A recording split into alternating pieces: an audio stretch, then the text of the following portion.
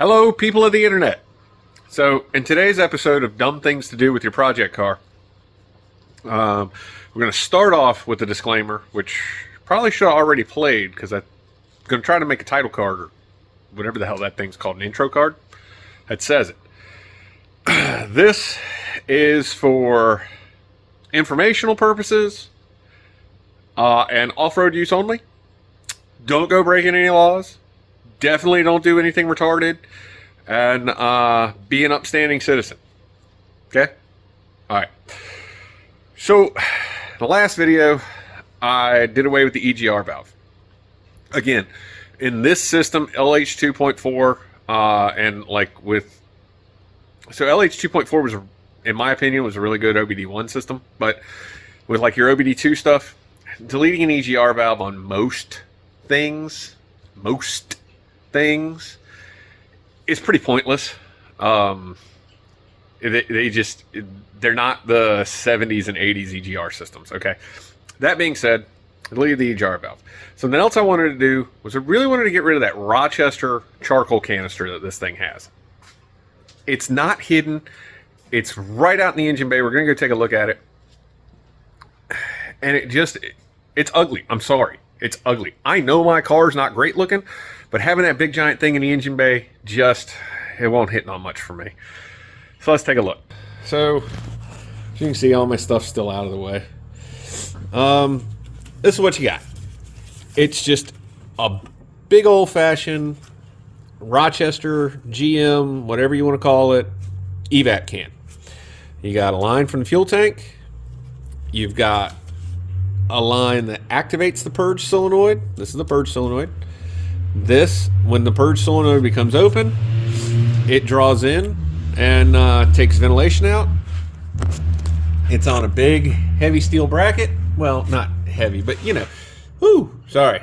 It's on a big steel bracket, and if you can see, that hose right there with the two little stripes on it, that is the downfeed hose, because this one also, this one is open at the bottom. That's, most of them are, but some aren't, some are, whatever. So, I didn't like the way it looked. As you can see, I've already started prepping a bunch of stuff. I started doing research on it, because you should always look up information before you just go and do stupid ideas. And I couldn't find a whole lot.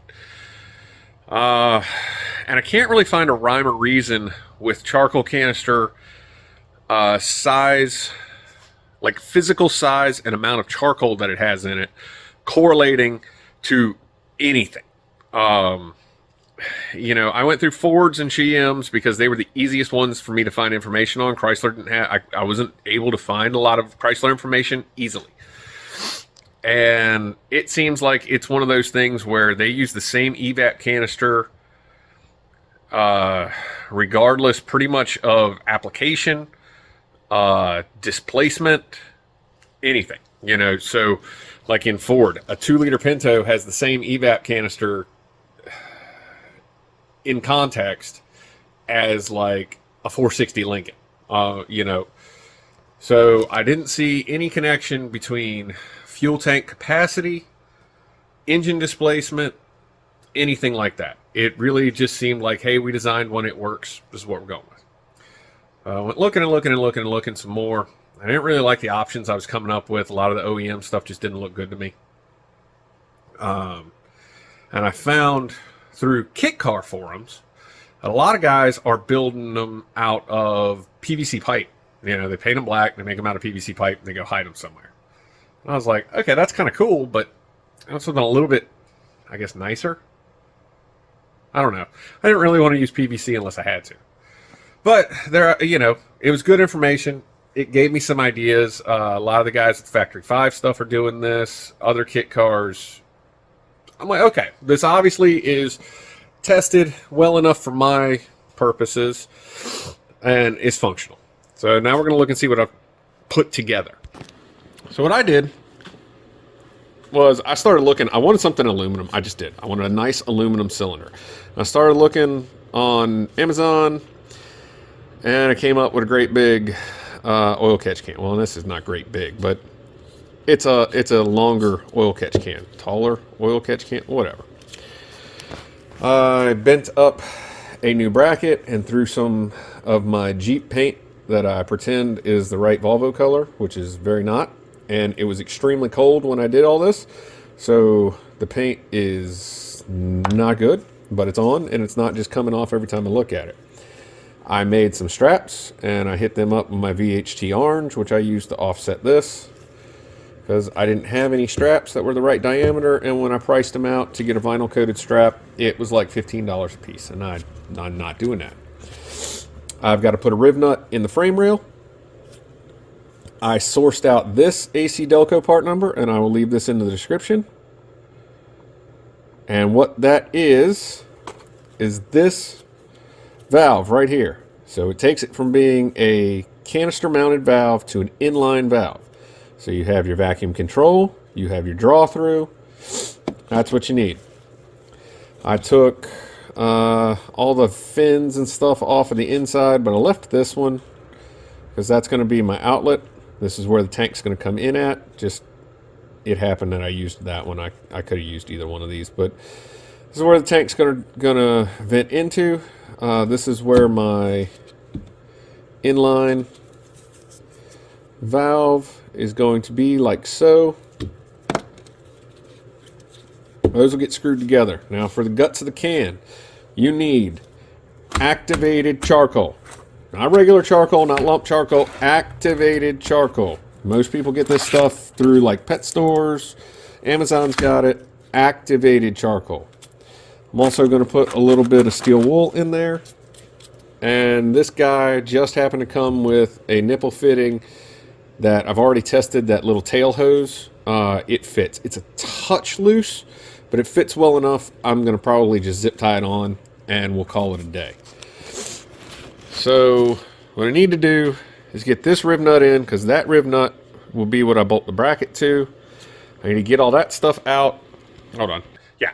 So riv nut, bracket, probably removal first. I need to dig out some vacuum lines and just start putting it together. It should be quick. It should go together super simple and easy. I say that, as we all know, you know, every 15-minute job is one broken bolt away from being 6 days worth of cutting your car in half. So that's what we're going to do. That's how I'm going to do it. And I'm just going to put a little bit of the steel wool in the bottom. I'm going to fill up a bunch of the activated charcoal.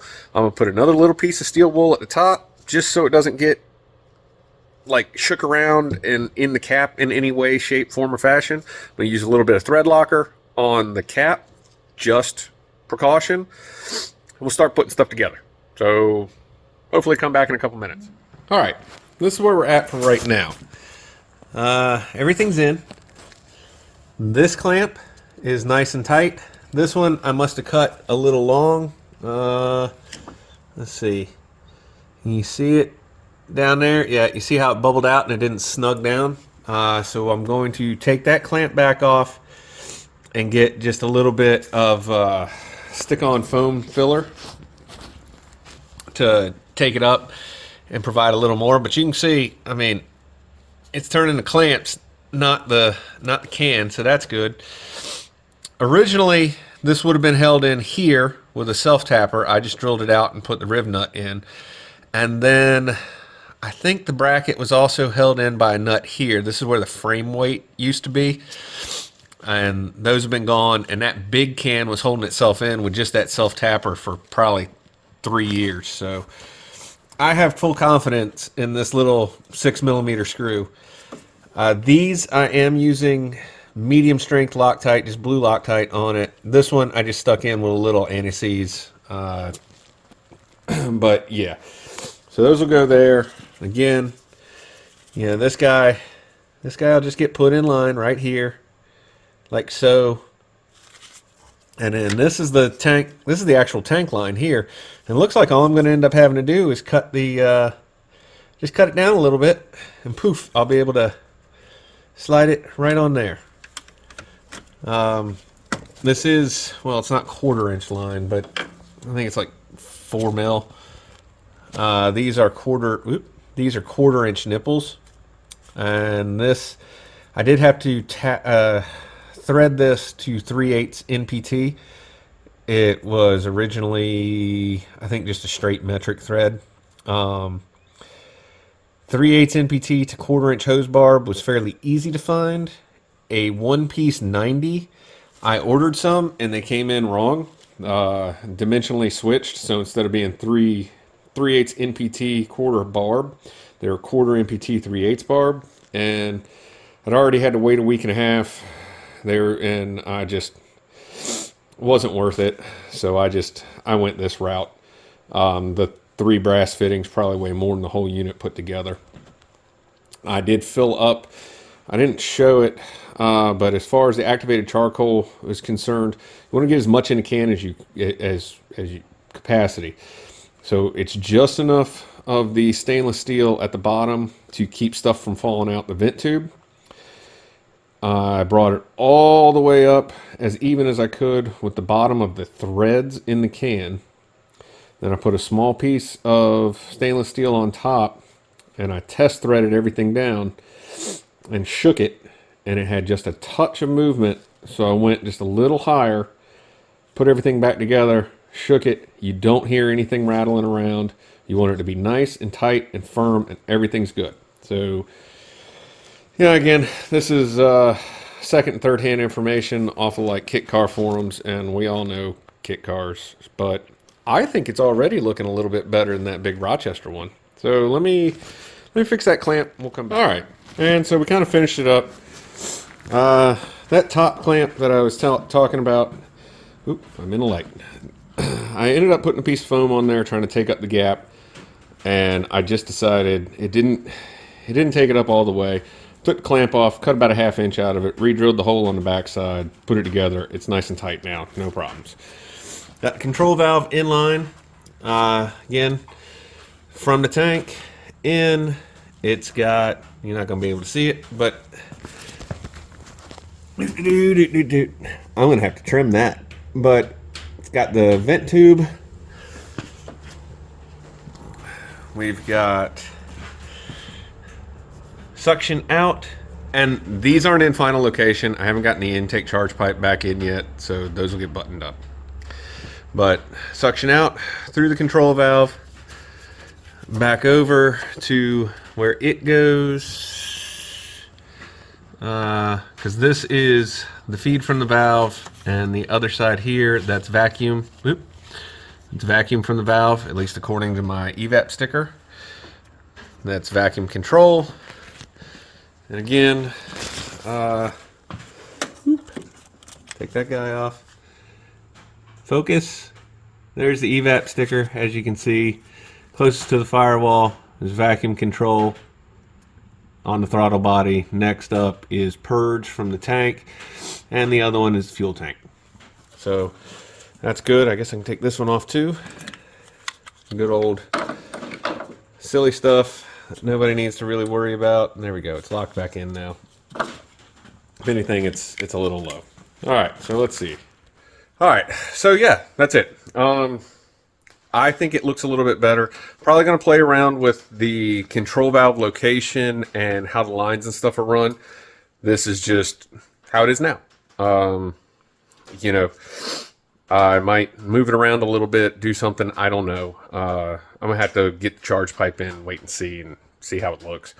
I will probably tie them up to something. I don't like them just, you know, hanging around in free float. But yeah, so activated charcoal, a little bit of steel wool, repurposed oil catch can. I think all in, honestly, I'm like, the valve was expensive. I did find the valve, I actually found it on Amazon doing a random search. And it was like $40 or $45 on Amazon, and Rock Auto had it for like $22. So I just got a bunch of restock supplies and things and added it into that. So buyer beware on the AC Delco valve. I will put the part number in the description. Oil catch can, activated charcoal, steel wool. You guys can figure that out on your own. Like I said, I retapped 2 of the ports to 3/8 NPT. So that's just how that is. But yeah, you know, if you guys are doing this, if you're building a custom car, or, you know, you're building a kit car, or you just want something, in my opinion, that looks a little better than that giant Rochester one. Yeah, it weighs a little less, whatever, but there's no performance gains out of it. This is strictly cosmetic, and I'm usually more of a function over form guy. I just really got tired of seeing that big ass charcoal can right there. I don't know. I know that my engine bay and my car aren't the best looking in the world, but that thing just looks hideous. So yeah, that wraps up goofy emissions related projects on the Volvo 940. 2 videos. Do with them as you will. Please follow all state, local, federal, Jim Bob required, emissions rulings. Don't do anything stupid. Don't do anything that's going to get you locked up or your car taken away. I mean, unless you want to, you'd be like some of the guys on YouTube and do it on purpose. But anyway, everybody get out, have fun, go do something you like.